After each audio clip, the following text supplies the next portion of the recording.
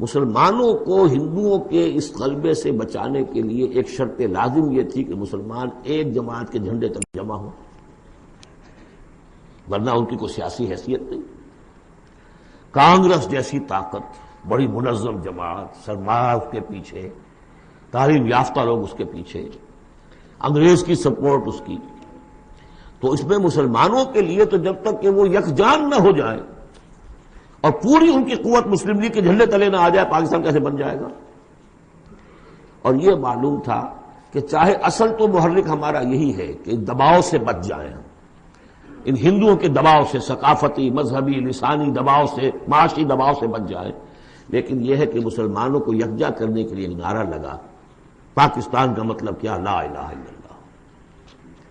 وہ بات جو میں نے ابھی کہی تھی کہ حضور کا قرض ادا نہیں ہو سکتا جب تک کہ ہم ایسا نہ کریں، وہی بات ہے جو اقبال نے کہی تھی 1930 کے خطبے میں کہ مجھے یہ یقین ہے کہ ہندوستان کے شمال مغرب میں ایک آزاد مسلمان ریاست قائم ہوگی، اور اگر ایسا ہو گیا تو ہمیں موقع مل جائے گا کہ اسلام کی تعلیمات پر جو پردے پڑ گئے ہیں دور ملوکیت میں، انہیں ہٹا کر اصل تعلیم کا ایک نقشہ دکھا دے دنیا کو۔ ہندوستان نے تو دیکھی مغلوں کی حکومت، خلجیوں کی حکومت، افغانوں کی حکومت، لودھیوں کی حکومت، خلافت راشدہ تو نہیں دیکھی نا۔ ہم چاہتے ہیں پاکستان میں وہ نظام قائم کریں، یہی قائد اعظم نے کہا تھا۔ پاکستان اس لیے چاہتے ہیں کہ اسلام کے اصول حریت و اخوت و مساوات کی ایک عملی نمونہ دنیا کے سامنے پیش کریں۔ اور پھر جو دعائیں مانگی گئی تھی، بہت سے جو میری عمر سے کم عمر کے لوگ ہیں انہیں تو بہرحال یاد نہیں ہو سکتا، لیکن میری عمر کے لوگ یا مجھ سے بڑوں کو تو یاد ہے، ہم نے نعرے لگائے، دعائیں مانگی گڑ گڑا کر، اور وہ دعائیں یہ تھی کہ اے اللہ تو ہمیں یہ ملک دے دے، ہم تیرے دین کا بول بالا کریں گے۔ اس کی ہم نے خلاف ورزی کی ہے، 52 برس پورے ہو گئے، آج 27ویں شب ہے، میرے اندازے میں آج 27ویں ہے، عرب میں، خلیج میں، سب جگہ 27ویں شب ہے۔ آج کوئی بہت دور نہیں ہے خلیج آپ سے، خلیج ہی کے دہانے پر پاکستان واقع ہوا ہے۔ 52 برس پاکستان کے ہو گئے، اس میں کتنا اسلام ہم نے نافذ کیا ہے؟ کہاں ہے وہ اصول حریت و اخوت و مساوات؟ وہی سودی نظام، وہی جاگیرداری نظام، خواجہ از خون رگے مزدور سازد لال ناب، از جفائے دہ خدایاں کشت دہ کانا خراب، انقلاب انقلاب۔ یہ اقبال کہتا ہوا مر گیا۔ سرمایہ دار نے مزدور کے رگوں سے سرخ خون کشید کر کے شراب بنائی ہے جسے وہ شام کو بیٹھ کر پیتا ہے، اور زمیندار اور جاگیردار وہ کسانوں کی جو محنت کا اور خون پسینے کی کمائیوں سے عیش کرتے۔ انقلاب انقلاب، لیکن وہ 52 برس ہو گئے انقلاب تو نہیں آئے، وہی نظام۔ گویا کہ ہم نے اللہ سے ایک بدعہدی کی، اس بدعہدی کی سزا کیا ہے؟ نفاق ہم پر مسلط کر دیا گیا۔ سورہ توبہ کی 3 آیات منافقین کی خاص قسم بیان فرمائی، وَمِنْهُمْ مَنْ عَاهَدَ اللَّهَ، جنہوں نے اللہ سے عہد کیا تھا، لَئِنْ آتَانَا مِنْ فَضْلِهِ، اگر اللہ ہمیں فضل سے نواز دے گا، غنی کر دے گا، لَنَصَّدَّقَنَّ وَلَنَكُونَنَّ مِنَ الصَّالِحِينَ، خوب صدقہ خیرات کریں گے، بالکل نیک ہو جائے گا۔ لیکن جب اللہ تعالیٰ نے انہیں نواز دیا،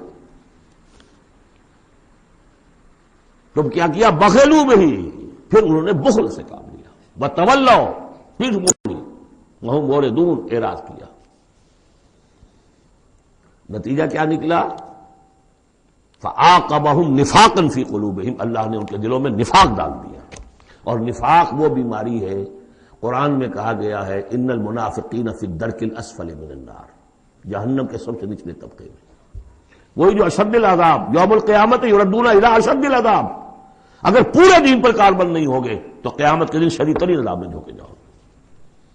ان المنافقین فی الدرک الاسفل من النار، اور منافقین کے بارے میں ہم نے سورہ توبہ میں بھی آیت پڑھ لی، سورہ منافقون میں بھی پڑھ لی۔ ان کے لیے اے نبی آپ 70 مرتبہ بھی استغفار کریں گے تو میں معاف نہیں کروں گا۔ استغفر لهم او لا تستغفر لهم ان تستغفر لهم 70 مرة لن يغفر الله لهم۔ اس نفاق کی 3 شکلیں ہیں۔ نفاق باہمی، وہ ایک قوم ایک نہیں رہی، اب ڈھونڈ اب اس کو چراغ رخ زیبا لے کر اب وہ قومیتوں میں تحلیل ہو گئی، عصبیتیں، ایتھنک، لنگوسٹک، پروونشل قوم کہاں ہے؟ تحلیل نفاق باہمی، ایک نفاق کردار جو حضور نے فرمایا کہ تین نشانیاں ہیں منافق کی، اگر تینوں چیزیں ہوں تو وہ کٹر منافق ہے، خواہ نماز پڑھتا ہو، روزہ رکھتا ہو اور اپنے آپ کو مسلمان سمجھتا ہو۔ بخاری کی اور مسلم کی روایت ہے، جب بولے جھوٹ بولے، جب وعدہ کرے خلاف ورزی کرے، اور جب کہیں امین بنا دیا جائے تو خیانت کرے۔ اپنے معاشرے کو دیکھ لیجئے، میں تو یہ سمجھتا ہوں کہ جو جتنا بڑا ہے یہاں اتنا ہی بڑا جھوٹا، اتنا ہی بڑا وعدہ خلاف اور اتنا ہی بڑا خائن ہے۔ اب تو اربوں کے معاملے ہوتے ہیں، وہ خیانت جو ہے وہ کچھ سینکڑوں ہزاروں کی اب نہیں ہے، ملین اور بلینز کا معاملہ، اللہ ماشاء اللہ، سوائے اس کے جو اللہ تعالیٰ نے کوئی، لیکن یہ کہ وہ ایکسیپشنز ہیں۔ اور تیسری سب سے بڑی منافقت اس وقت ہے ہمارے دستور کی منافقت۔ قرارداد مقاصد میں اللہ کی حاکمیت بھی ہے اور اسی قرارداد مقاصد میں غیر اسلامی چیزیں بھی ہیں، اسی دستور کے اندر یہ دفعہ بھی موجود ہے۔ کوئی قانون سازی یہاں کتاب و سنت کے منافی نہیں کی جا سکتی، لیکن آپریٹو نہیں ہے۔ آپریٹو اس انداز میں ہوگی کہ آئیڈیالوجی کونسل بنا رکھی ہے، وہ دیکھتی رہے گی اور ہر سال رپورٹیں پیش کرتی رہے گی۔ رپورٹوں کا کیا حشر ہوگا، ان کی امپلیمنٹیشن گارنٹیڈ ہے یا نہیں، کوئی ذکر نہیں۔ ضیاء الحق صاحب نے فیڈرل سید کوڈ بنائی، 2 ہتھکڑیاں بھی پہنا دی، اس کو 2 بیڑیاں بھی پہنا دی۔ دستور پاکستان بھی تمہارے دائرے سے خارج، جو جوڈیشل لاز ہیں وہ بھی تمہارے دائرے سے خارج، فیملی لاز بھی تمہارے دائرے سے خارج، اور مالی قوانین بھی 10 سال کے لیے تمہارے دائرے سے خارج۔ اس سے بڑا مکر اور فریب اور اس سے بڑا جھوٹ اور اس سے بڑا دھوکہ کوئی نہیں ہو سکتا اسلام کے ساتھ۔ اب اس کی سزا جو ہے وہ بھگت رہے۔ نمبر 3، مذہبی دہشت گردی، کبھی سنی تھی اس نوعیت کی؟ کون کر رہے ہیں؟ چاہے وہ اعلی کار ہو باہر کے، ہیں تو یہاں کے، باہر والا آدمی کوئی آ کے نہیں کر رہا ہے تو یہاں کے اعلی کار بن گئے ہوں گے، وہ را کے ہوں، وہ موساد کے ہوں، کوئی بھی ہو۔ لیکن یہ کہ اگر یہ مذہبی یہ تلخی نہ ہو تو یہ کور کیسے مل جائے انہیں؟ اس کے لیے آپ نوٹ کیجئے سورہ انعام کی آیت نمبر 65، اللہ نے اپنے 3 قسم کے عذاب گنوائے، جن میں بدترین عذاب یہ ہے۔ هو القادر، کہہ دیجئے اے نبی اللہ اس پر قادر ہے، ان یبعث علیکم عذابا من فوقکم، کوئی عذاب تمہارے سروں کے اوپر سے بھیج دے، او من تحت ارجلکم، تمہارے قدموں کے نیچے سے زمین پھٹ جائے، زلزلہ آ جائے، او یلبسکم شیعا، یا تمہیں گروہوں میں تقسیم کر دے، ویذیق بعضکم بعض بعض، ایک دوسرے کی طاقت کا مزہ چکھو۔ یہ 3rd type of punishment, divine punishment, جس کا ہم اس وقت شکار ہیں۔ 4تھے درجے میں معاشی اعتبار سے ملک تباہ ہو چکا ہے۔ کوئی حکومت، نواز شریف صاحب کیا، کوئی بھی ہو اس وقت، وہ کسی جگہ کھڑے ہو کر کسی حکم کو ماننے سے انکار کر ہی نہیں سکتی، IMF کا اور ورلڈ بینک کا۔ کسی ایک قسط کے آنے میں ذرا دیر ہو اور جان پر بن جائے گی حکومت کی۔ ہم بالکل دیوانے، وہ تو جب آپ اس کی ان کی پوری پالیسی کو اگر ٹو کریں گے تو آپ کو وہ قسط دیتے رہیں گے، ہیروئن کی ڈوز آپ کو ملتی رہے گی، لیکن جتنی وہ ڈوز آپ کو مل رہی ہے بیڑا مزید غرق سے غرق تر ہوتا چلا جا رہا ہے۔ دیوانہ ہو چکا ہے ملک۔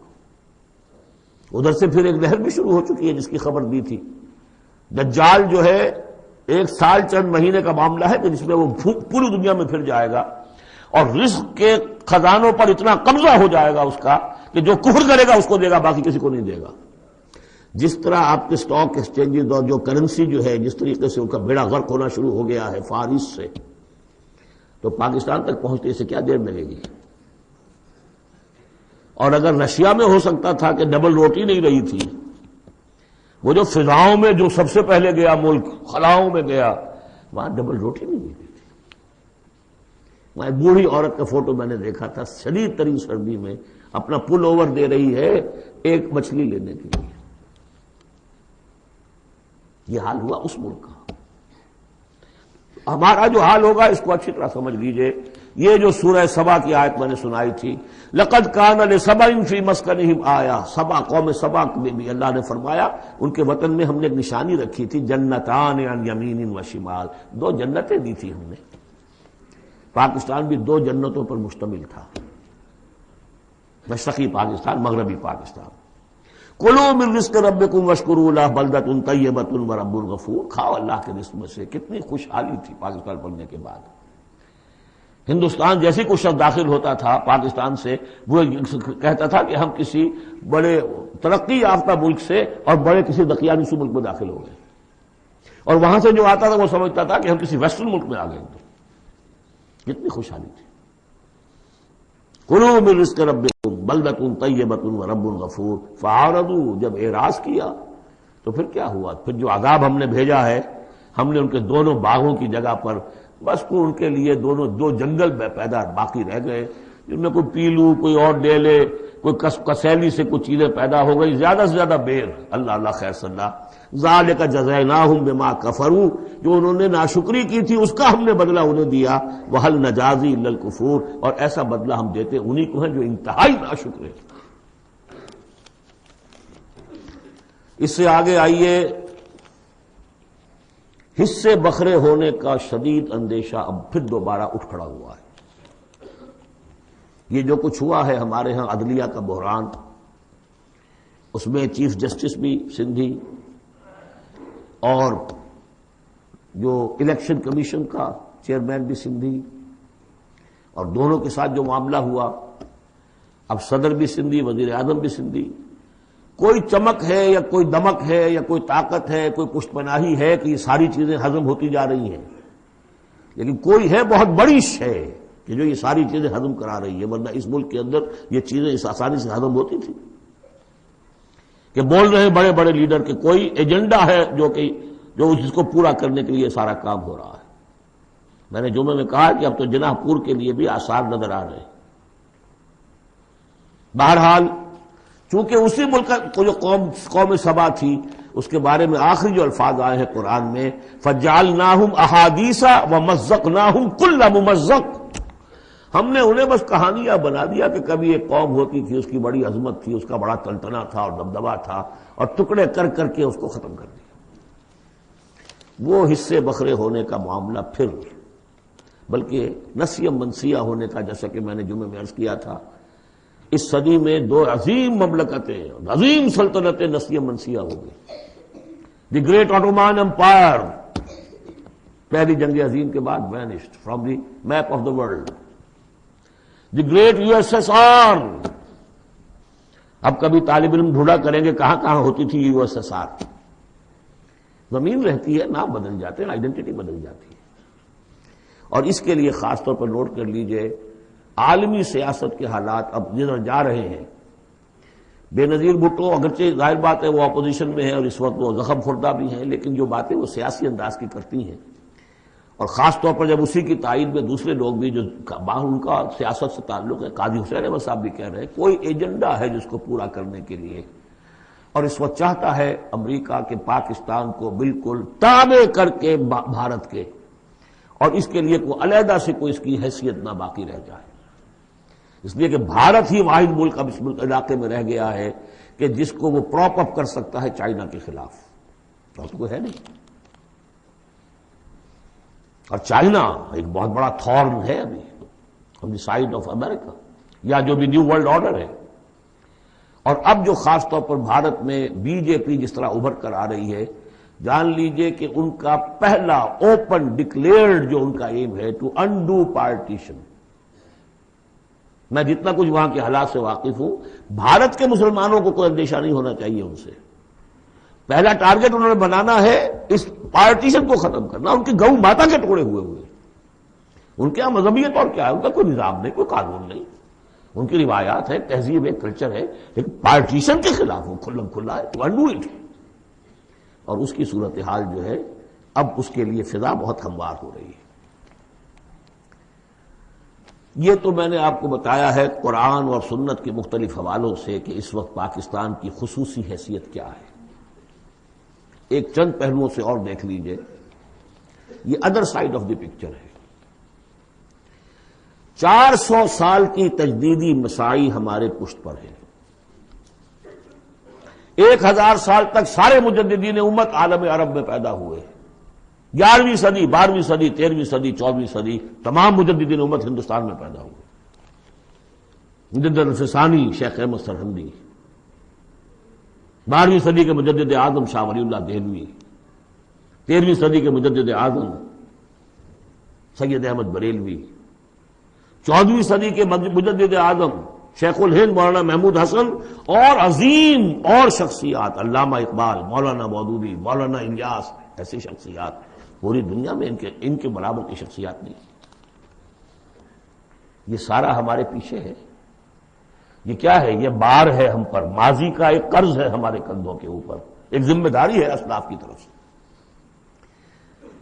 پھر فکری اور روحانی اعتبار سے نوٹ کیجئے، ڈاکٹر شریعتی ایران کے اور مالک بن نبی الجزائر کے کھل کر لکھ چکے اپنی کتابوں میں کہ intellectual and spiritual centre of gravity of Islamic world of Islam has shifted to South Asia. Iqbal جیسا مفکر جو پیدا ہوا، آپ اندازہ کیجیے، ایک زمانے میں کبھی بغداد ہوتا تھا علم کا مرکز، پھر اسپین ہوا ہے علم کا مرکز، پھر شمالی افریقہ بنا ہے جہاں ابن خلدون جیسی شخصیتیں ابھری ہیں۔ اس کے بعد وہ کہتے ہیں کہ اب جو اسلام کا روحانی اور intellectual centre of gravity of this امہ has shifted to the South Asia. تیسری بات یہ کہ بھارتی مسلمانوں نے پاکستان بنانے کے لیے گویا کہ ایک طرح سے اپنا فرض کفایہ ادا کیا تھا۔ انہیں معلوم تھا کہ یہاں تو پاکستان نہیں بنے گا، انہوں نے کس لیے حصہ لیا؟ کہ وہ اسلام کا بول بالا کرنے کے لیے، یا کم سے کم امت کا اکثر حصہ 2/3 تو بچ جائے اس سارے دباؤ سے کہ جو آ رہا تھا۔ تو اس حوالے سے ان کا بھی تو ذمہ داری کا بوجھ پھر ہمارے کندھوں پر ہے۔ وہ جو جھیل رہے ہیں آج، معاشی طور پر وہ پست ہیں، ملازمتیں انہیں نہیں ملتی ہیں، تعلیم گاہوں میں ان کو داخلے نہیں ملتے ہیں، ان کی زبان ختم کر دی گئی ہے۔ اب ہندی زبان میں ظاہر بات ہے کہ اب تو پھر بھی وہ ایک نسل، لیکن 2 نسلیں تو بیت گئیں کہ جو اس تعلیم کی، اس زبان کی وجہ سے وہ پیچھے رہ گئی۔ یہ سب کچھ ہوا، کیوں جھیلا انہوں نے؟ یہ جو ہم پہ گزری سو گزری مگر شب ہجراں، ہمارے اشک تیری عاقبت سوار چلے، تو جو کچھ بیت رہی ہے ان پر، جبکہ انہیں یہ سننے پڑتے تھے نعرے، مسلمان کے 2 استھان، پاکستان یا قبرستان، نکلو یہاں سے، تم یہاں ہو کیوں یہاں پر؟ اب بال ٹھاکرے جو کچھ کہتا رہتا ہے، یہ وشوا ہندو پریشر کے لیے جو کچھ کہتے رہتے ہیں۔ بی جے پی والے تو بڑے سمجھدار ہیں، بڑے ماڈریٹ ہو گئے، مائلڈ ہو گئے اپنے بیانات کے اندر۔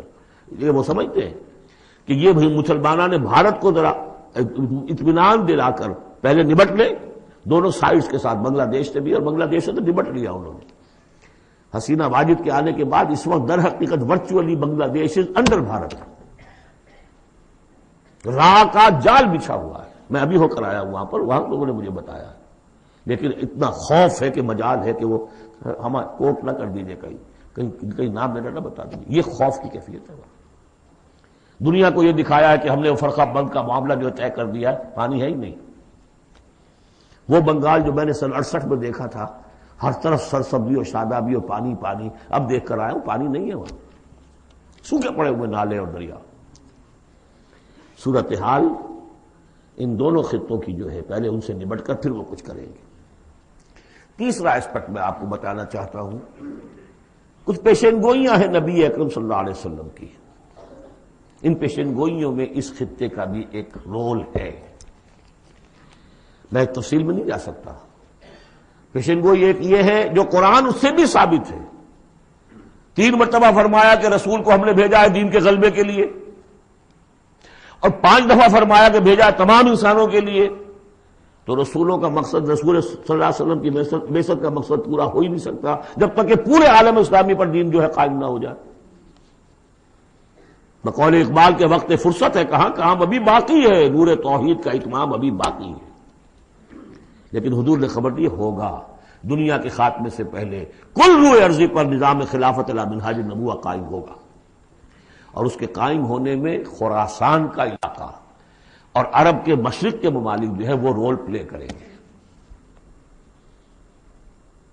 ظاہر بات ہے کہ اس علاقے میں آ کر افغانستان خراسان ہے، اور خراسان کا ایک حصہ پاکستان کا بھی کے اندر بھی شامل ہے۔ یہاں سے فوجیں جائیں گی، اور یہ جو یروشلم ہمارے ہاتھ سے نکلا اسے بازیافت جو ہے یہ کریں گی۔ عربوں میں تو دم نہیں ہے، پہلے بھی اربوں سے چھینا تھا کروسیڈرز نے، 1099 عیسوی میں چھینا ہے یروشلم، اور لاکھوں مسلمانوں کو قتل کیا ہے کروسیڈرز نے، اور اس کے بعد 88 برس تک وہ ان کے قبضے میں رہا۔ عرب واپس نہیں لے سکے، کون لینے والا تھا؟ کرد خون، صلاح الدین ایوبی۔ اب پھر عربوں سے چھینا انہوں نے، قوم بوڈی ہو چکی ہے، ان میں دم نہیں ہے، عیاشیوں نے اور دولت نے ان کو خالی کر دیا، کھوکھلا کر دیا۔ اب بھی کوئی لیں گے تو فرمایا کہ خراسان کی طرف سے جھنڈے آئیں گے، انہیں کوئی روک نہیں سکے گا جب تک کہ یہاں نہ پہنچ جائیں اور یہاں ایلیا میں جا کر، یروشلم میں جا کر نصب نہ ہو جائے۔ اس میں بھی ایک رول ہے پاکستان کا۔ میرے عرب کو آئی ٹھنڈی ہوا جہاں سے، میرا وطن وہی ہے، میرا وطن وہی ہے۔ میں نے 3 اسپیکٹ سے تو آپ کو جو ماورائے زمان و مکان فرائض ہیں ایک مسلمان کے، اللہ کے حقوق کے حوالے سے، رسول کے قرض کے حوالے سے، انسانوں کے حقوق کے حوالے سے بیان کیے، اور 3 ہی اعتبار سے پاکستان کا جو اسپیشل رول ہے۔ ایک تو یہ کہ جو ہماری جینیسس آف پاکستان ہے، اس کی بنیاد کیا تھی، قرآن میں اس کا بھی ذکر ہے۔ آج جس صورت سے ہم دو چار ہیں، منافقت کے 3 اسپیکٹس، قرآن میں اس کا بھی ذکر ہے۔ جو معاشی ہمارے ہاں بدحالی آ چکی ہے قرآن کا، اس کا بھی ذکر ہے جو سورہ سبا میں ہم نے دیکھ لیا۔ اور جو اندیشے ہیں، مزقناہم کل ممزق جعلناہم احادیث، کہ بس کہانیاں رہ جائیں گی، کبھی ایک ملک بنا تھا، قائم تھا، اس کا عین امکان موجود ہے۔ بلکہ بین الاقوامی ادارے تو اس کو کہتے ہیں کہ ہوگا، بڑی جلدی ہو جائے گا۔ پچھلے دنوں وہ رپورٹ شائع ہوئی تھی امریکہ کی فارن آفس کی رپورٹ کہ اتنے سالوں کے بعد پاکستان نام سے کوئی ملک دنیا میں نہیں ہوگا۔ اب میں چاہتا ہوں ذرا پازیٹو سائڈ دکھاؤں، ہمارے پاس کچھ ایسٹس بھی ہیں یا نہیں۔ پہلی بات یہ ہے کہ چاہے کتنا ہی متزلزل ہے، کچھ ہے، پاکستان کے دستور میں اسلام جتنا آ گیا ہے، اگرچہ اس کی تکمیل جو ہے بہت مشکل ہے، لیکن اتنے حصے کو بھی نکال دینا کسی کے مائی کے لال کے لیے ممکن نہیں ہے۔ قرارداد مقاصد آئی، اللہ کی حاکمیت کا اقرار ہے، گویا کہ نظام خلافت اصولاً دستوری طور پر پاکستان میں نافذ ہو چکا ہے۔ ایسے جیسے میں مسلمان ہوں، چاہے میں عمل نہیں کر رہا اسلام پر، مسلمان ہوں، ہمارا ہر شخص مسلمان ہے چاہے وہ عمل نہیں کر رہا ہے۔ اسی طرح پاکستان مسلمان ملک بن گیا ہے جب اس نے کہا سوورنٹی بلانگس ٹو ہم اینڈ ناٹ ٹو اس، حاکمیت اللہ کی ہے، اور ہمارے ہاتھ میں جو اختیارات ہیں وہ ایک سیکریٹ ٹرسٹ ہے، اور یہ سیکریٹ ٹرسٹ استعمال ہوگا اسی حاکم مطلق کی دی ہوئی عائد کردہ حدود کے اندر۔ یہ ہے لا الہ الا اللہ، دستوری زبان میں یہ لا الہ الا اللہ، ان الحکم الا للہ لا الملک۔ پھر یہ کہ ایک بہت بڑا ایسٹ یہ ہے، بہت سی تحریکوں، بہت سے مصنفین، علامہ اقبال، مولانا مودودی اور بھی بہت سے مصنفین کی مسائل سے پاکستان میں جوان، ادھیڑ اور بوڑھے عمر کے لوگوں کی بہت بڑی تعداد ہے جو 2 چیزیں ان کے اندر موجود ہیں۔ نمبر 1، انہیں یہ معلوم ہو چکا ہے کہ ہمارا دین اسلام دین ہے، مذہب نہیں ہے، یہ پوری زندگی کا دین ہے، معلوم ہے۔ وہ دور گزر گیا جب کہ سمجھا جاتا تھا کہ بس نماز روزہ دین ہے، کچھ لوگ اب بھی ہیں، لیکن یہ معلوم ہے سب کو کہ یہ کل زندگی کا دین ہے، عبادت کا مطلب صرف نماز روزہ نہیں ہے، پوری زندگی میں اللہ کی بندگی ہے۔ وہ تصور دی ہاتھ سے دے کر اگر آزاد ہو ملت ہے، ایسی تجارت میں مسلمان کا خسارہ، ہوئی دین و دنیا میں جس دم جدائی، ہم اس کی امیری ہم اس کی وزیری، جدا ہو دین سیاست سے تو رہ جاتی ہے چنگیزی۔ یہ اقبال کا پیغام تھا، وحدت دین دنیا، دنیا کو تابع کرنا ہے دین کے۔ اور یہ کہ بہت سے لوگوں کے دلوں میں اس کی امنگ بھی ہے، خواہش بھی ہے، جذبہ بھی ہے۔ افسوس صرف یہ ہے کہ ایک تو بٹے ہوئے ہیں بہت، اپنی سیاسی مصلحتوں میں اس کو پیچھے رکھ کر اپنی پارٹی، اپنی شخصیت، اس کو ابھارنے کی فکر ہے۔ ایک خلط مبحث بہت تھا کہ کیسے دین یہاں لائیں، غلطی سے یہ سمجھا کہ الیکشن میں حصہ لو، ووٹ مل جائیں گے تو اسلام نافذ کر دیں گے، لیکن اس میں میں سمجھتا ہوں کہ اب بہت حد تک کمی ہو گئی ہے۔ تمام مذہبی جماعتیں یہ سمجھ چکی ہیں الیکشن کے ذریعے سے یہاں کچھ نہیں ہو سکتا، اسلام نہیں آ سکتا۔ تیسرے یہ کہ ایک عظیم قرآنی تحریک الحمدللہ اس ملک کے اندر قائم ہوئی اور چلی۔ کبھی سنا تھا؟ اپنے بڑوں سے پوچھ لیجئے، کبھی 6 گھنٹے بھی نماز تراویح کے لیے لوگ کسی مسجد میں رہے؟ پورا قرآن کا ترجمہ. درس قرآن کی محفلیں 500 700 آدمی جمع ہیں، جبکہ کوئی سیاسی نعرہ نہیں، کوئی اختلافی بات نہیں. جو لوگ رہے یہاں پر 25 دن جنہوں نے مجھے سنا ہے، کہیں کوئی اختلافی فرقے وارانہ کوئی بات. قرآن ایس سچ، قرآن سمجھو. یہ تحریک جو ہندوستان میں شروع ہوئی تھی شاہ ولی اللہ دہلوی سے، الفوز الکبیر انہوں نے لکھی، قرآن کا ترجمہ فارسی میں کیا، ان کے 2 بیٹوں نے اردو میں اس سے پہلے ترجمہ کرنا گناہ سمجھتے تھے لوگ. آج بھی بعض لوگ ہیں جو ترجمہ پڑھنے کو گناہ سمجھتے ہیں، بس قرآن پڑھو اور ثواب حاصل کر لو. ہے بہت بڑی جماعت بھی ہے جو یہ کہتی ہے. مسئلہ پوچھنا تو عالم دین سے پوچھ لو، تم خام کا ترجمہ کیوں پڑھتے ہو؟ تمہارے دل میں شکوک و شبہات پیدا ہو جائیں گے. بس پڑھو اور پڑھ کے ثواب لو. یہ شاہ ولی اللہ نے جب فارسی میں ترجمہ کیا، انہیں قتل کرنے کی سازش ہو چکی تھی. اس نے اتنا بڑا جرم کیا، اتنا بڑا گناہ کیا. بلا لیے گئے تھے سرحد کے علاقے سے پٹھان قتل کرنے کے لیے.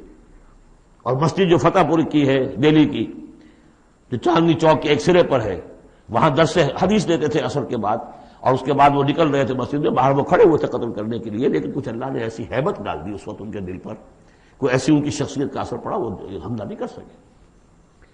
بہرحال یہ تحریک شروع کی انہوں نے، قرآن کو ایک اوپن کتاب بنایا، کھلی کتاب، پڑھو اس کو، سمجھو اس کو. لیکن الحمدللہ اس کا اگر یہ ملک نہ بنتا تو شاید یہ تحریک ایسی آپ کو یہاں نظر نہ آ سکتی. مواقع ملے ہیں ہمیں، اللہ نے ہمیں سہولتیں دی ہیں. آپ کو معلوم ہے کتنے مہینے تک ہر ہفتے الہدا کا پروگرام جو ہے پورے ملک میں، جو یوں سمجھیے کہ نیشنل حکم پر ایک ہی وقت میں، اور وہ ٹیلی کاسٹ ہوا. غلغلہ ایک پیدا ہو گیا تھا کہ نہیں اسلام قرآن مجید کا. اگرچہ یہ کہ بر وقت جو ہے اس ملک کے اندر جو مغربیت کے پرستار ہیں، جلدی انہیں ہوش آ گیا کہ یہ تو طوفان جو ہے ہمارے لیے مصیبت بن جائے گا، تو اس کے لیے جو بھی کیا وہ آپ کو معلوم ہے. مجھے اس سے کوئی غرض نہیں، ویڈیوز ہیں، آڈیوز ہیں، میری دعوت پھیل رہی ہے دنیا میں. جہاں چلے جائیے آپ، جہاں اردو پڑھنے والے، اور اب تو میں نے 3-4 سال سے انگریزی کی ٹانگ توڑنی شروع کر دی ہے. امریکہ جاتا ہوں تو انگریزی کا، اس لیے کہ پہلے میں یہاں تو گھبراتا ہوں انگریزی میں تقریر کرتے ہوئے. یہاں کے لوگ بڑے حساس ہوتے ہیں کہ ذرا یہ لفظ انہوں نے ٹھیک نہیں بولا، اب وہ مسکرائیں گے. تو اس سے یہ ہے کہ میں تو یہاں تو کرتا نہیں، وہاں تو جتنی چاہے ٹانگ توڑیں اس کی، اس لیے کہ انہیں خود انگریزی نہیں آتی. ان کے اپنے اپنے ایکسنٹ ہیں، اپنے اپنا ہے، وہ کیا بول رہے ہوتے ہیں، اور ان کی توجہ ہوتی ہے سننے کے لیے یہ کہہ کیا رہے. تو الحمدللہ کہ اب تو میں جاتا ہوں تو 1.5 مہینے میں ایک دفعہ، پچھلی مرتبہ میری ایک تقریر اردو میں ہوئی ایک جگہ پر، باقی سب انگریزی میں. پورا یہ میسج انگریزی میں جا چکا ہے عربوں کو، لوکل وہاں کے افرو امریکنز کو. پھر وہاں سے ہو کر مختلف، وہ تو نرس سینٹر ہے امریکہ اس وقت، وہاں سے جہاں جہاں وہ چیز پہنچ رہی ہے. تو اب اس کا کوئی نتیجہ انشاءاللہ نکلے گا، اور اس کا مرکز اللہ نے اس ملک کو بنایا. یہ ہمارے وہ ایسٹس ہیں کہ جو ہمارے پاس ہیں، ہمیں دیکھ لینا چاہیے ہمارے کچھ ہے بھی کہ نہیں. اب آئی ہے بات کہ عملی اقدامات کیا ہو. پہلا قدم تو وہ تھا کہ جو میں نے جمعے میں بیان کیا، اس شعور کو اجاگر کیا جائے کہ اللہ کے دین کو غالب کرنے کی جد و جہد فرض عین ہے. Nobody is exempt. یہی میں نے آپ کے سامنے بیان کر دیا. اگر دین قائم نہیں ہے تو ہماری عبادت جزوی ہے، ایک حصے میں ہم عبادت کر رہے ہیں، اللہ کی باقی دوسری زندگی کے ہمارے پہلو جو ہے اللہ کی بغاوت پر مشتمل ہے.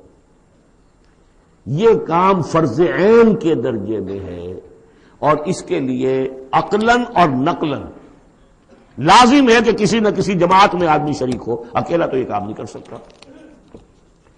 اس کے لیے جیسا کہ میں نے عرض کیا تھا، عقل عام بھی کہتی ہے انقلاب، نظام بدل دینا کسی ایک آدمی کے بس کا روگ ہے. ایک پارٹی چاہیے، حزب اللہ چاہیے.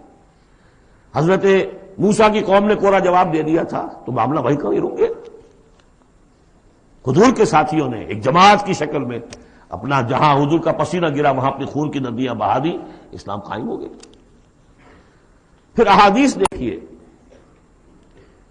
علیکم بالجماع، لا اسلام الا بالجماع. اور سب سے بڑی حدیث، انی آمرکم بخمس، اللہ اے مسلمانوں میں تمہیں 5 باتوں کا حکم دے کر جا رہا ہوں. اللہ امرنی بہن، مجھے اللہ نے ان کا حکم دیا ہے. بالجماعت والسمع والطاعت والہجرت والجہاد فی سبیل اللہ. جماعت کی زندگی ہو اور جماعت بھی سم و طاعت والی، listen and obey. Strong discipline. اور یہ جماعت کیا کرے گی؟ ہجرت اور جہاد کرے گی. یہ حدیث جو ہے ذرا نوٹ کیجئے کس قدر اس میں ایمفیسس ہے. انی آمرکم بخمس اللہ امرنی بہن، میں تمہیں 5 باتوں کا حکم دے کر جا رہا ہوں، اللہ نے مجھے اس کا حکم دیا ہے. پھر اس جماعت کے خد و خال ہم نے پڑھے قرآن مجید میں. حزب اللہ سورہ مائدہ میں فإن حزب اللہ هم الغالبون، حزب اللہ کے یہ اوصاف ہیں. حزب اللہ اللہ کی پارٹی. سورہ مجادلہ میں شیطان کی پارٹی، حزب الشیطان، اور اللہ کی پارٹی. اس جماعت میں ہر فرد کو ہونا چاہیے. البتہ اس کے لیے یہ نہیں کہ میں صرف اپنی جماعت کی بات کر رہا ہوں. کوئی جماعت ہو جو آپ کو سمجھ میں آئے کہ یہ ٹھیک ہے، یہ دین کے لیے صحیح کام کر رہی ہے، اس میں شامل ہو، تاکہ کوئی شخص بھی اس سے محروم نہ ہو.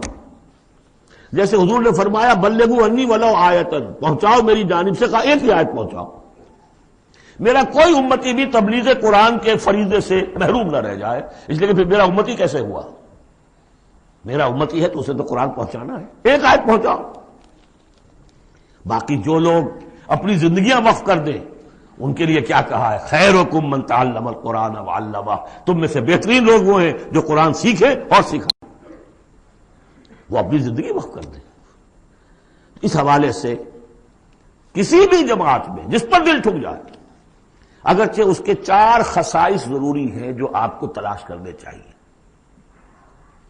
نمبر 1، ڈکلیئرڈ ایم ہونا چاہیے اقامت دین، دین کا غلبہ، نتھنگ شارٹ آف دیٹ. کوئی جزوی بات، کوئی سماجی اصلاح، یہ سارے کام اچھے ہوتے ہیں. کوئی خدمت خلق کا کام بہت اچھی بات ہے، لیکن یہ کہ ہر شے کا اپنا ایک مقام ہے. جماعت ہونی چاہیے جس کا مقصود ہو اللہ کے دین کا غلبہ. اقامت دین کہہ لیں اسے، غلبہ دین کہہ لیں، نظام خلافت کا قیام کہہ لیں، حکومت الہیہ کا قیام کہہ لیں، لیکن ڈکلیئرڈ ایم ہونا چاہیے. ان اصطلاحات میں سے کوئی استعمال کر لیجیے. نمبر 2، وہ ڈسپلنڈ ہونی چاہیے. سمع و طاعت. آمرکم بخمس اللہ امرنی بہن بالجماعت والسمع والطاعت. ہجوم نہیں، منظم ایک امیر سے ان کا عہد ہو اطاعت کا. نمبر 3، اسے اپنا طریقہ کار کلیئرلی اسپیل آؤٹ کرنا چاہیے کہ ہم کس نہج سے یہ کام کرنا چاہتے ہیں. ایسے ہی مبہم سے نعرے لگا کر اور لوگوں کو صرف وقتی جوش دلا کر تو یہ نہیں. معلوم ہونا چاہیے طریقہ کار کیا ہے، اور وہ طریقہ کار انہیں دکھانا چاہیے کہ یہ ہم نے سیرت النبی سے، اس لیے کہ ماڈل وہ ہے ہمارے لیے، اس سے اخذ کیا ہے. اس کے لیے میں آپ کو حدیث اگر سناؤں، امام مالک رحمۃ اللہ علیہ کا قول سنا دوں پہلے. لن يصلح آخر هذه الامہ الا بما صلح به اولها. اس امت کے آخری حصے کی اصلاح نہیں ہو سکے گی مگر ٹھیک اسی طریقے پر جس میں پہلے حصے کی اصلاح ہوئی تھی. وہ سیرت النبی سے دیکھیے. اور چوتھی بات یہ ہے کہ اس کی قیادت کو ٹھوک بجا کر دیکھ لینا چاہیے جتنا بھی ممکن ہے. باقی یہ کہ آپ کسی کے دل میں نہیں اتر سکتے، لیکن دیکھ لینا چاہیے. whether they practice what they say. ان کے گھریلو نظام کیسا ہے، انہوں نے اپنے گھر میں دین نافذ کیا، ان کی معاش کیا ہے، وہ ہے شریعت کے دائرے میں. 4 چیزیں تلاش کر کے، اور اس تلاش میں بھی جو وقت لگے گا وہ جہاد کے اندر شمار ہوگا، بشرطے کہ سیریسلی، یہ نہیں کہ کیجولی بس ایسے ہی اس کو سمجھا جائے کہ اب یہ میری ضرورت ہے، یہ میرا فرض ہے. ہو سکتا ہے مجھے کل موت آ جائے اور میں بغیر جماعت کے ہوں گا. اقامت دین کی جد و جہد فرض عین ہے، اور اس کے لیے نماز شرط لازم ہے. جیسے نماز کے لیے اس کے لیے جماعت شرط لازم ہے، جیسے کہ نماز کے لیے وضو شرط لازم ہے. وضو کے بغیر نماز نہیں ہوتی. یہ 4 شرطوں میں انسان تلاش کرے، جو بھی سمجھ میں آ جائے، جو بھی سمجھ میں آ جائے. میں نے جو عہد لیا جمعے کے روز، اور کچھ لوگ بعد میں پریشان بھی ہو گئے، اتنا بڑا عہد لے لیا ہم سے، اچانک لے لیا. وہ اس لیے لیا ہے، اس میں الفاظ ہے ممکنہ حد تک میں اپنا وقت اس کام میں لگاؤں گا. کوئی میں نے اس کے لیے معیار مقرر نہیں کیا ہے، ممکنہ حد تک اس کی کوشش ہر شخص کرے. فاتقوا اللہ ما استطعتم. لیکن یہ کہ یہ معلوم ہو ہمارے ملک کی بھی بقا اسی میں ہے، اس کا استحکام بھی اسی میں ہے. یہ کشتی ڈوبتی ہے تو ہم ڈوبیں گے، یہ تیرتی ہے تو ہم تیریں گے. خالص دنیاوی اعتبار سے بھی سوچنے کی بات ہے، اور پھر یہ کہ اللہ کے ساتھ وعدہ خلافی کی اس سے کہیں زیادہ سزا کہیں مل نہ جائے۔ مشرقی پاکستان جب علیحدہ ہوا تھا کتنی بڑی سزا ملی تھی، 93,000 قیدی مسلمان قوم کا اس ہندو کے پاس جس پر کہیں 800 برس حکومت کی، کہیں 1000 برس حکومت کی، بیڑوں بکریوں کی طرح انہیں ٹرکوں میں لاد کے لے کر گئے ہیں، جیسے ڈیرہ غازی خاطر بکریاں اور بھیڑیں آتی ہیں لاہور میں ذبح ہونے کے لیے۔ ٹائیگر جرنیل اور اپنا جو ہے پستول پیش کر رہا ہے، یؤتوا الجزیۃ عن ید وہم صاغرون، اور اندرا گاندھی کو کہنے کا موقع ملا We have avenged our 1000 years defeat، اور ہم نے دو قومی نظریے کو بے آف بنگال میں غرق کر دیا ہے۔ آج بھی سونیا گاندھی دوبارہ سین پر آئی ہے، اور اس کا شاید آپ نے بیان وہ پڑھا ہو، Bharat has already colonised Pakistan. Pakistan میں جس طرح بھارتی پکچروں کے ویڈیو دیکھے جاتے ہیں اور جس طرح وہ سنا جاتے ہیں پروگرام، وہ کالونائز تو ہم کر چکے ہیں۔ بھارت ہے تو آلریڈی کالونائزڈ پاکستان، کلچر پر قبضہ انہوں نے کر لیا ہوگا تو بتا کیا گیا آپ کے پاس؟ یہ سونیا گاندھی کا بیان تھا۔ تو غور کر لیجئے، ایک کام یہ کہ ہر شخص لگے سوچے یہ میری زندگی اور موت کا مسئلہ ہے، یہ میرے دین کا فرض عین ہے، یہ میرے اللہ کا حق ہے، یہ مجھ پر میرے رسول کا حق ہے، یہ مجھ پر پوری نوع انسانی کا حق ہے، یہ مجھ پر میرے وطن کا حق ہے، میرے ملک کا حق ہے، میری 400 برس کی تاریخ کا حق ہے، اور جو بھی خبریں دی ہیں محمد رسول اللہ صلی اللہ علیہ وسلم، ان سے بھی میرے اندر یہ جذبہ پیدا ہو جانا چاہیے کہ ان کی صداقت کو ثابت کرنے کے لیے تن من دھن لگا دوں۔ اب میں چند باتیں عرض کروں گا۔ جو میں نے کہا کہ یہ تو ہے کوئی جماعت آپ تلاش کریں، اور اس کے بعد بھی انسان آنکھیں کھلی رکھے، کان کھلے رکھے، غور کرتا رہے، ہے جستجو کے خوب سے ہے خوب تر کہاں، آج شروع تو کر دینا، کسی میں شریک ہو جائے۔ اس میں یہ بات بھی عرض کر دوں کہ میرے نزدیک جماعت کی بنیاد جو ہے مسنون اور منسوس اور معصور وہ ہے بیعت کا نظام، لیکن اگر بیعت کا نظام نہ بھی ہو اور وہ صرف دستوری جماعت ہو، وہ بھی مباح ہے، جماعت کے حق میں ہے، بشرطے کہ اس کا ڈسپلن مضبوط ہو۔ وہ 4 آنے والی ممبری والی جماعتیں سیاسی جماعتیں ہوتی ہیں، وہ جماعت جس کا ڈسپلن ہو، جس کا اخلاقی ایک معیار ہو۔ اب میں چند باتیں آپ سے عرض کر دوں کہ میں نے 33 سال میں جو کام کیا ہے، 65 سے میں نے اپنے مشن کا آغاز کیا تھا، اب یہ 98 آ گیا ہے، 32 سال تو پورے ہو ہی چکے ہیں۔ پہلا میرا کام تھا دعوت رجوع القرآن کا، جو آج تک چل رہا ہے۔ ایسا نہیں ہوا ہے کہ میں نے کوئی قدم اگلا ہٹایا ہو تو اس کام کو چھوڑ دیا ہو۔ اس 66ویں برس میں اپنی عمر کے میں نے جو 25 دن یہاں مشقت جھیلی ہے، اس سے پہلے امریکہ میں آدھا قرآن میں انگریزی میں بھی دورہ ترجمہ قرآن ریکارڈ کرا چکا ہوں، پورا مطالعہ قرآن حکیم کا منتخب نصاب انگریزی میں ریکارڈ کرا چکا ہوں، 20 گھنٹے کے پروگرام 1 گھنٹے کے چنک میں ریکارڈ کرائے ہیں، 6 گھنٹے کا پروگرام ہے ایمان کے بارے میں، ایمان کسے کہتے ہیں، 2 گھنٹے کا جہاد، 2 گھنٹے کا نفاق، 2 گھنٹے کا شرک، اور 8 گھنٹے کا پروگرام خلافت کس کو کہتے ہیں، اور خلافت آج اگر دنیا میں قائم ہوگی تو اس کا پولیٹیکو سوشو اکنامک ڈھانچہ کیا ہوگا۔ یہ ویڈیو میں آڈیو بھی اویلیبل ہے۔ بہرحال یہ دعوت رجوع القرآن کے اس کے نتائج الحمدللہ بہت نکلے ہیں، براہ راست بھی نکلے ہیں۔ انجمنیں قائم ہوئی ہیں، لاہور کی مرکزی انجمن، پھر کراچی کی انجمن، پھر ملتان کی انجمن، پھر فیصل آباد کی انجمن، پنڈی کی انجمن، پشاور کی انجمن، انجمنیں قائم ہوئی، اکیڈمیز وجود میں آئی ہیں، لاہور کی اکیڈمی پہلے، پھر یہ اکیڈمی ہوئی ہے، اکیڈمی ملتان میں بن چکی ہے، قرآن کانفرنسیں ہم نے منعقد کی ہیں، قرآنی تربیت گاہیں 1 مہینے کی، 40 دن کی، 7 دن کی ہمہ وقت، یہ سب کیا ہم نے۔ اور درس قرآن جو عوامی درس قرآن لاہور میں میرا ہوتا تھا، جبکہ اتوار کی چھٹی ہوتی تھی، اس وقت میرا عوامی درس جو ہوتا تھا وہ 500-700 آدمی اس میں ہوتے تھے۔ ایک مرتبہ ایک کتاب تقسیم ہوئی تو اس کی گنتی سے معلوم ہوگا کہ 700 نسخے وہاں تقسیم ہوئے، اور اس کا ایک بالواسطہ بھی بڑا اچھا نتیجہ نکلا ہے۔ بہت سے ادارے اب قائم ہو گئے جو قرآن مجید کی دعوت، عربی زبان کی تدریس، جو ہم نے آج سے سن یوں سمجھیے کہ یہ انجمن قائم ہوئی ہے سن 72 میں، 26 برس ہو رہے ہیں۔ ہم نے جو اصطلاحات وضع کی تھی، قرآن کانفرنس سے، الحمدللہ وہاں ہو گئی، یہی اس طریقے سے عربی زبان کی کلاسز، اس میں بھی بالواسطہ الحمدللہ ہمیں اس کا فضل ملے گا، اس لیے کہ ایک آنکھ شروع ہم نے کیا۔ اس ضمن میں چاہوں گا کہ جو حضرات بھی جاننا چاہیں کہ اس میں کیا کچھ ہوا ہے، کس طور سے ہوا ہے، اس کا صغرا کبرا کیا ہے، اس کا پس منظر کیا ہے، اس کا ریشنلے کیا ہے، وہ میری ایک کتاب ہے مجھے نہیں معلوم یہاں یہ کتابیں ہیں یا نہیں، لیکن یہ کہ دعوت رجول القرآن کا منظر اور پس منظر یہ کتاب مطالعہ کریں جن صاحب کو بھی میرے کام کے اس پہلی شق سے کوئی دلچسپی ہے۔ اس کے ضمن میں آپ نے سن لیا ہے، یہاں پر بھی خواتین کے پروگرام بھی ہو رہے ہیں، 1 ایئر کورس بھی شروع ہو رہا ہے، لاہور میں تو مسلسل ہو رہا ہے، امریکہ سے آ کے لوگ وہاں پر شریک ہو رہے ہیں اور 1 ایئر کورس کر کر کے نوجوان جا رہے ہیں۔ الحمدللہ کہ وہاں پر ہمارا جو ہے اب انشاءاللہ کوئی اکیڈمی وہاں پر بھی شروع ہو جائے گی، یہ ہو رہا ہے امریکہ کے اندر۔ دوسرا کام جو میں نے کیا الحمدللہ اللہ کے فضل و کرم سے، ایک مختصر لیکن منظم جماعت تنظیم بیعت کی بنیاد، ایک مردہ سنت کو زندہ کیا ہم نے۔ میرا دعویٰ یہ ہے کہ بنیاد کسی جماعت کی قرآن، حدیث، سنت، سیرت اور 1400 برس کی تاریخ دنیا جو ہماری مسلمانوں کی ہے، 1300 برس تک کم سے کم کوئی اور بنیاد اجتماعیت کی ہے ہی نہیں سوائے بیعت کے۔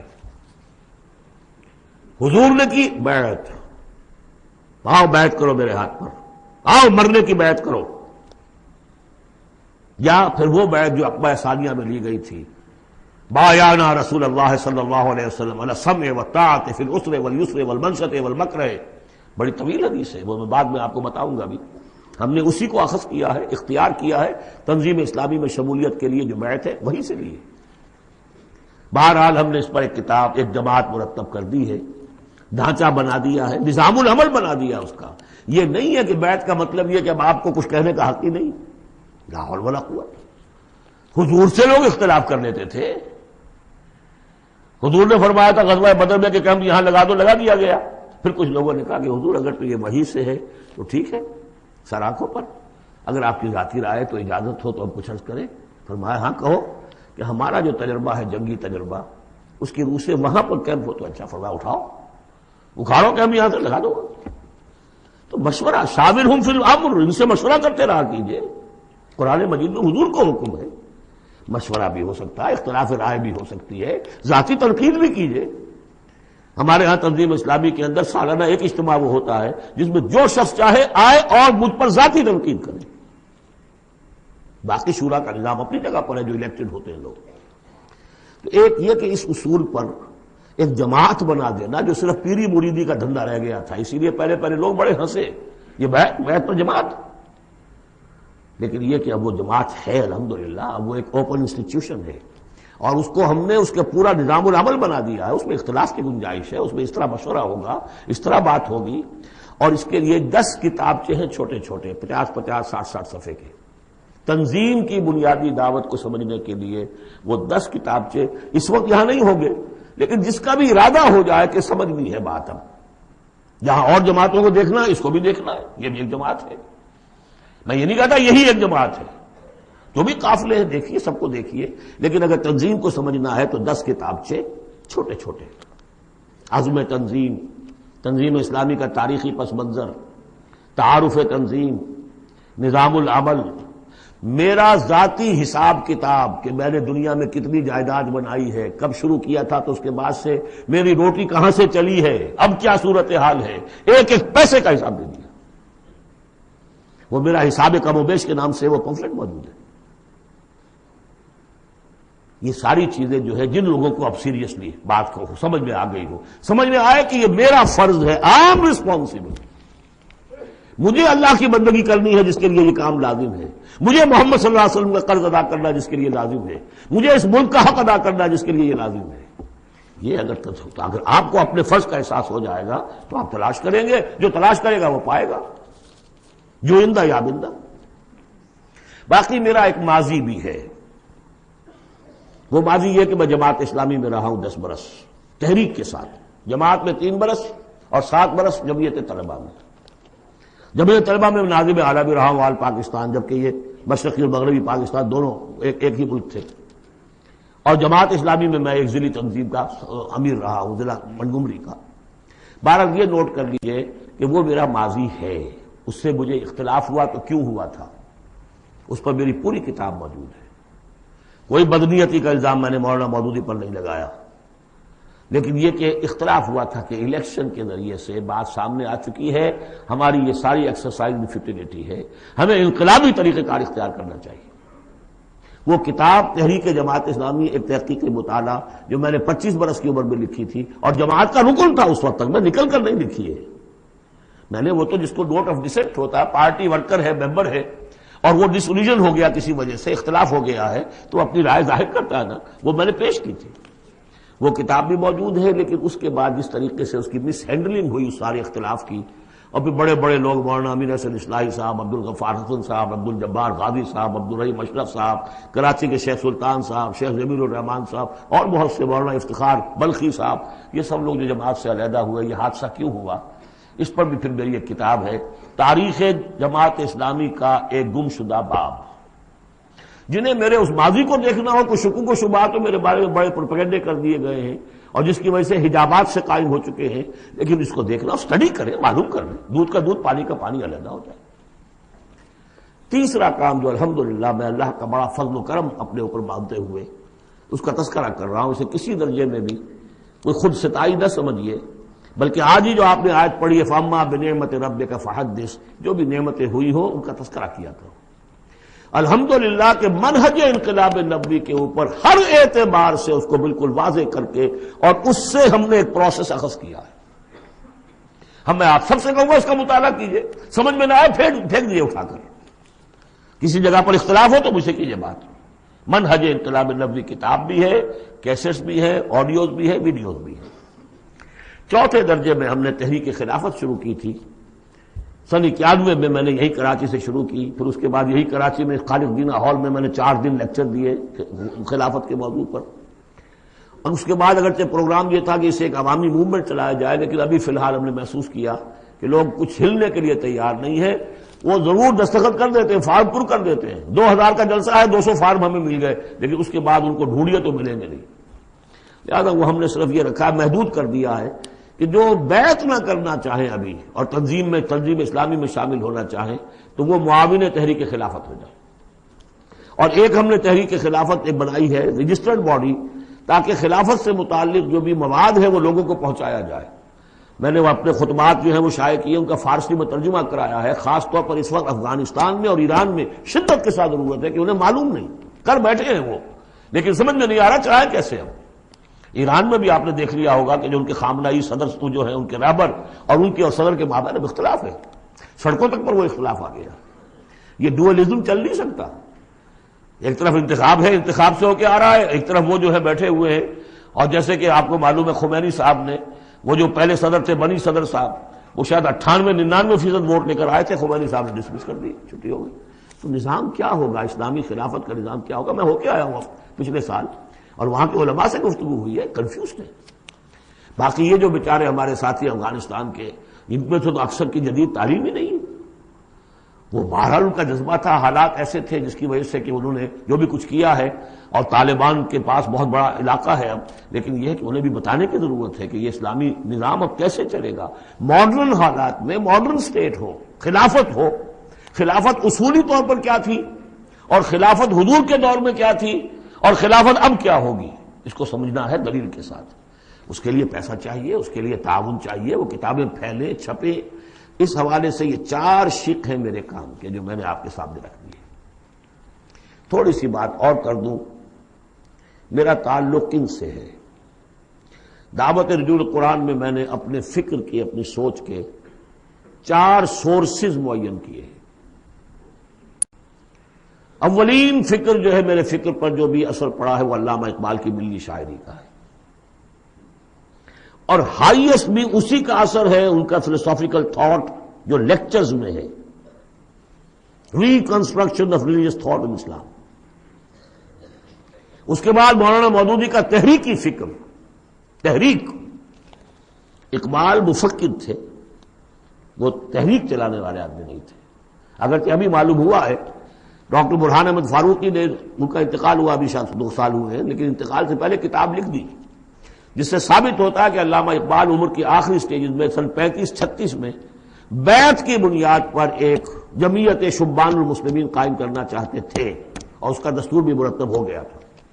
وہ ڈاکٹر برہان احمد فاروقی کی کتاب، اس کی تلخیص کر کے ہم نے شائع کر دیا، علامہ اقبال کی آخری خواہش، اس میں خط و کتابت ہے، وہ ساری کی ساری چیزیں جو ریکارڈ میں موجود ہیں، لیکن بہرحال انہوں نے اپنی زندگی میں یہ کام شروع کر نہیں سکے۔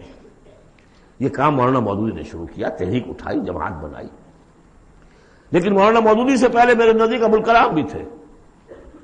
انہوں نے حزب اللہ بنائی تھی 1913 میں، اور وہ بیعت کی بنیاد پر تھی. اس حوالے سے یہ میرا ایک پس منظر ہے. اور 3 اعتبارات سے پھر میں اپنا رشتہ جوڑتا ہوں شیخ الہند سے، وہ نوٹ کر لیجیے اچھی طرح. ایک تو یہ کہ شیخ الہند کا جو ترجمہ، اس پر جو تفسیری حواشی لکھے شبیر احمد عثمانی صاحب نے، یہ میرے لیے قرآن فہمی کا بہت بڑا سورس ہے. تفہیم القرآن بھی، تدبر قرآن بھی، لیکن تفہیم القرآن میں بھی ایک چیز جو ہے وہ تشنا ہے.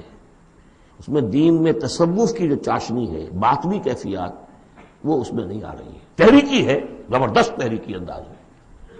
تحریک میں وہاں سے لیتا ہوں، لیکن ایک اسلاف کے ساتھ جڑنا اور ایک یہ کہ دین کا یہ باطنی روحانی جو اس پہلو ہے، یہ میں ان شیخین سے لیتا ہوں، شیخ الاسلام شبیر احمد عثمانی اور ان کے استاد شیخ الہند مولانا محمود حسن. پھر ابوالکلام کو شیخ الہند نے تجویز کیا تھا 1920 میں کہ اس کے ہاتھ پر بیعت کرو اور اسے امام الہند مانو. اور مولانا مودودی بھی الجمیت کے اندر انہوں نے اپنی صحافت کا آغاز کیا تھا اسی وقت جس زمانے میں کہ شیخ الہند اس کے صدر تھے.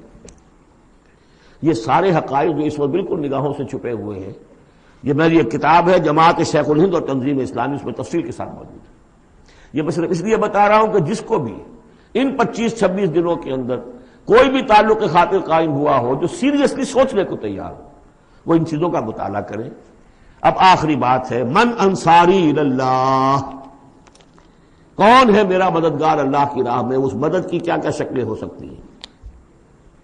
سب سے پہلے تو یہ جو میرے فکر سے متفق ہو گئے، جو طریقہ کار ان کے سامنے آیا ہے اس کو انہوں نے مان لیا، اگر وہ مجھ سے واقف بھی ہیں اور مجھ پر اعتماد بھی کر سکتے ہیں تو تاخیر نہ کریں اور بیعت کریں اور تنظیم اسلامی میں شامل ہو جائیں.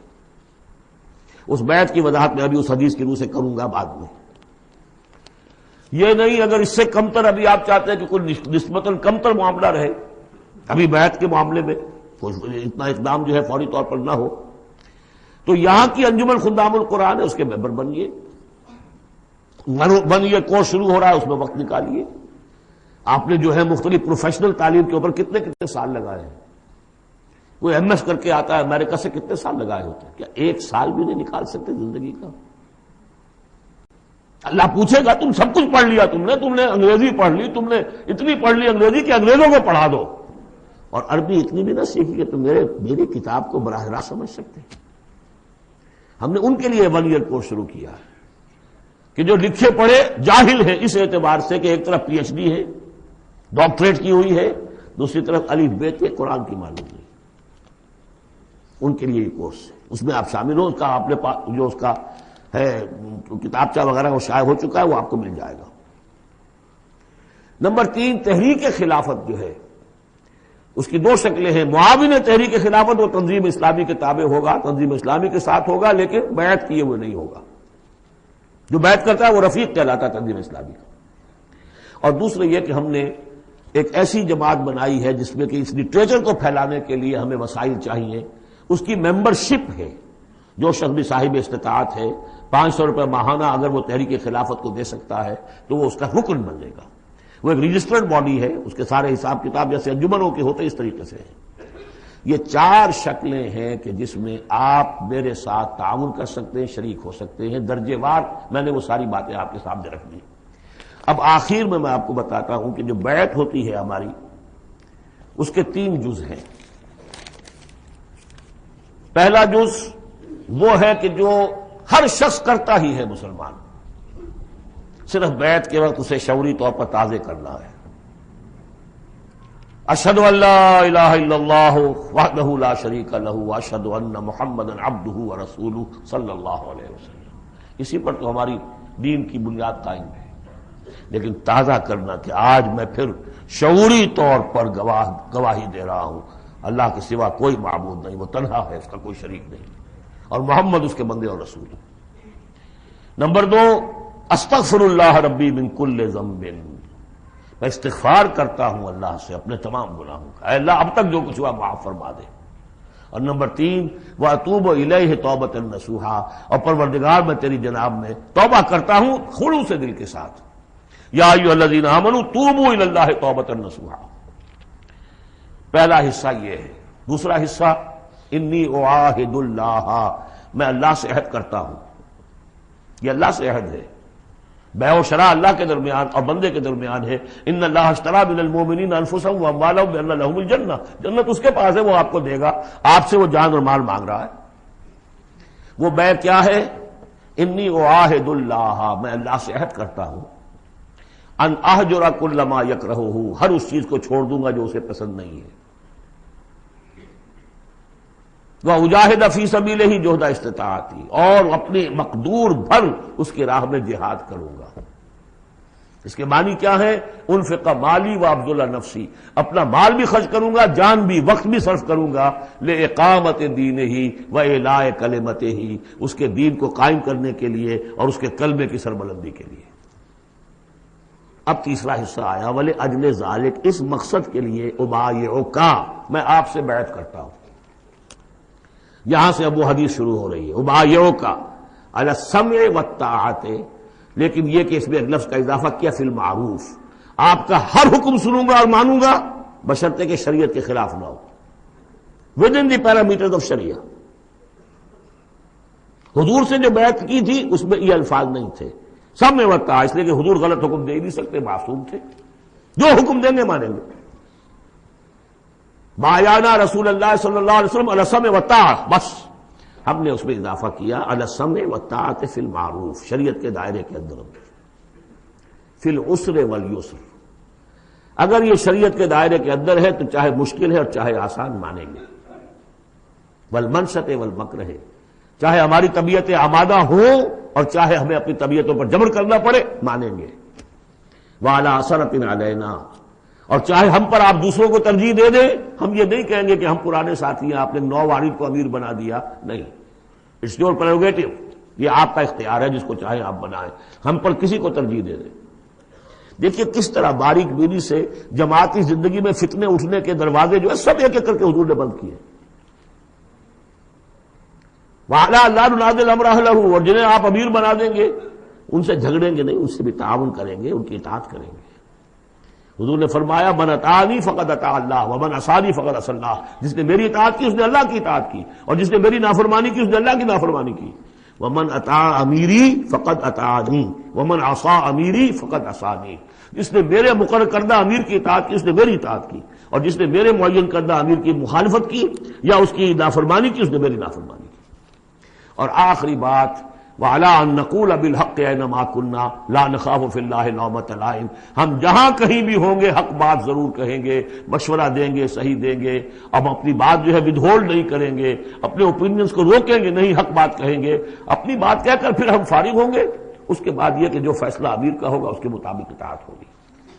یہ بیعت ہے. اور اب آخر میں نے جو آیتیں شروع میں پڑھی تھی، درمیانی آیت کا ترجمہ تو میں نے کر دیا تھا، اس سے پہلے کی دو آیتیں اور اس کے بعد کی دو آیتوں کا ترجمہ اور سن لیجئے. یہ پکار جو آج آپ کے سامنے آئی ہے اس کے حوالے سے سنیے. یا ایھا الذین آمنوا استجیبوا للہ وللرسول اذا دعاکم لما یحییکم، اہل ایمان لبیک کہو اللہ اور اس کے رسول کی پکار پر جبکہ وہ تمہیں پکاریں جس چیز کے کہ تمہیں زندگی ملے گی. بظاہر موت نظر آتی ہے غزوہ بدر سے پہلے، لیکن اس سے زندگی مل رہی ہے. وَاعْلَمُوا أَنَّ اللَّهَ يَحُولُ بَيْنَ الْمَرْءِ وَقَلْبِهِ، اور اگر حق کے واضح ہو جانے کے بعد انسان اسے قبول نہ کرے تو ایک وقت آتا ہے اللہ حائل ہو جاتا ہے بندے کے اس کے دل کے درمیان. وَأَنَّهُ إِلَيْهِ تُحْشَرُونَ، اور پھر اسی کی طرف تم جمع کر دیے جاؤ گے. وَاتَّقُوا فِتْنَةً لَا تُصِيبَنَّ الَّذِينَ ظَلَمُوا مِنكُمْ خَاصَّةً، اور ڈرو اس عذاب سے، اس فتنے سے جب آئے گا تو صرف گناہگاروں کو لپیٹ میں نہیں لے گا، گندم کے ساتھ بھس بھی پسے گا، گل بھی پسے گا. وَاعْلَمُوا أَنَّ اللَّهَ شَدِيدُ الْعِقَابِ، اور جان لو اللہ سزا دینے میں بہت سخت ہے. پھر وہ آیت آئی تھی وَاذْكُرُوا، ذرا یاد کرو، إِذْ أَنْتُمْ قَلِيلٌ مُسْتَضْعَفُونَ فِي الْأَرْضِ تَخَافُونَ أَن يَتَخَطَّفَكُمُ النَّاسُ فَآوَاكُمْ وَأَيَّدَكُمْ بِنَصْرِهِ وَرَزَقَكُم مِّنَ الطَّيِّبَاتِ لَعَلَّكُمْ تَشْكُرُونَ. اور اس کے بعد کی دو آیات، یا ایھا الذین آمنوا لا تخونوا اللہ والرسول، اللہ اور اس کے رسول سے خیانت مت کرو، جو وعدہ کیا ہے سمعنا وأطعنا اس کو پورا کرو. وَتَخُونُوا أَمَانَاتِكُمْ، اپنی امانتوں کے اندر بھی خیانت نہ کرو. اور جان لیجئے ہمارے پاس یہ پاکستان سلطنت خدا داد سب سے بڑی امانت ہے اس وقت. وَاعْلَمُوا أَنَّمَا أَمْوَالُكُمْ وَأَوْلَادُكُمْ فِتْنَةٌ، اور جان لو تمہیں یہی ڈر ہے، اولاد اور مال صرف یہی روکتے ہیں، یہی بیڑیاں پڑی ہیں۔ وَاعْلَمُوا أَنَّمَا أَمْوَالُكُمْ وَأَوْلَادُكُمْ فِتْنَةٌ، جان لو کہ تمہارے اموال اور اولاد تمہارے لیے فتنہ ہے۔ وَأَنَّ اللَّهَ عِندَهُ أَجْرٌ عَظِيمٌ، اور یقیناً اللہ ہی کے پاس اجر عظیم ہے۔ بارک اللہ لی ولکم فی القرآن العظیم ونفعنی وإیاکم بالآیات والذکر